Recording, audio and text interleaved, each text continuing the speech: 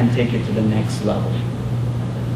And of course, data loss, denial of service, malicious attacks from the inside, all of those things you're familiar with. And these threats are typically caused by software, Trojan viruses, spams, application vulnerabilities, identity thefts, and things like that. And here again, as you look at your organization, a lot of people that are not in the security business think that antivirus is security protection. And as you move into IPS, IDS, continuous vulnerability scan, and the like, then you're adding more layers to your castle to protect your castle of information, and that's where the information isolation starts coming. So although you may have islands or silos of information generated by these particular tools that are designed for particular needs, you still do not get, typically, people do not get the high level of information that's needed to look at the enterprise security and see what to do with that information. So what are the compliance issues? This is actually from a mid-sized credit union in Texas, from VP of operations.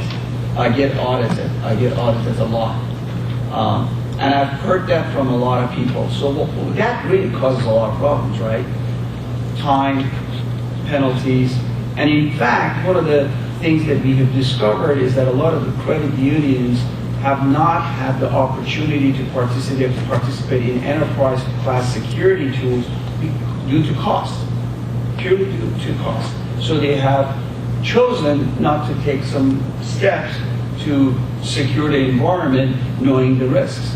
That's understandable, but I think with cloud, with some of the new systems that are coming out, the barrier to entry has been reduced, and we could talk about that.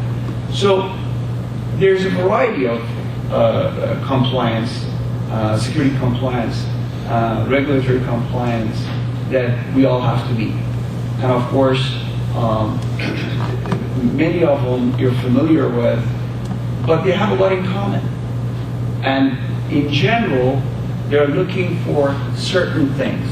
And in this slide and the next slide, I would categorize them as: how do you protect your network? How do you protect your applications? How do you protect your identities? How do you protect your people? So it's, when you look at the overall category of what you need to secure, these bullets on this slide and this slide basically break it down into pieces. And in every aspect of security, there's some tool out there that does some of it, but the accumulation of all of this is what the compliance is about.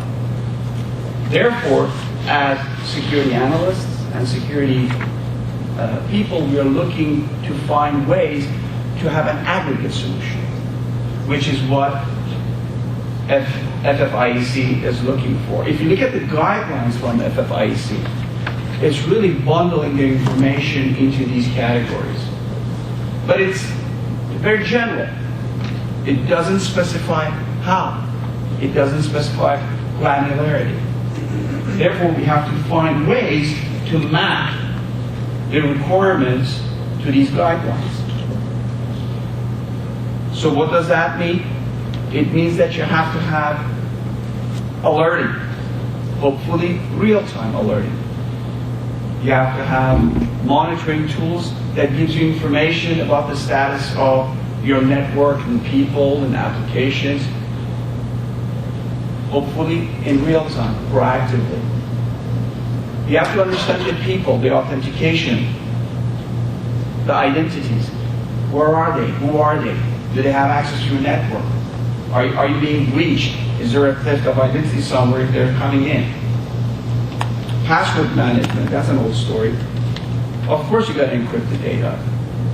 But all of this means that there's categories of information that by collecting and bringing together will give you insights to what's going on into security information. So let's break it down. Let's break down the critical controls that need to be in place. And of course, BYOD brings a big challenge to the organization now. So we no longer have the PCs attached with the wire to the network that you could manage. You could have all kinds of mobile devices that are penetrating the environment.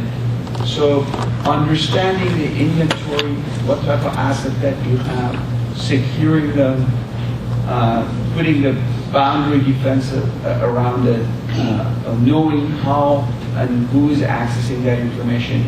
These are all part of these critical controls that you have. But I'm not going to list all of this. You've got the presentation. You can look at the bullets. But the idea is we need these critical controls.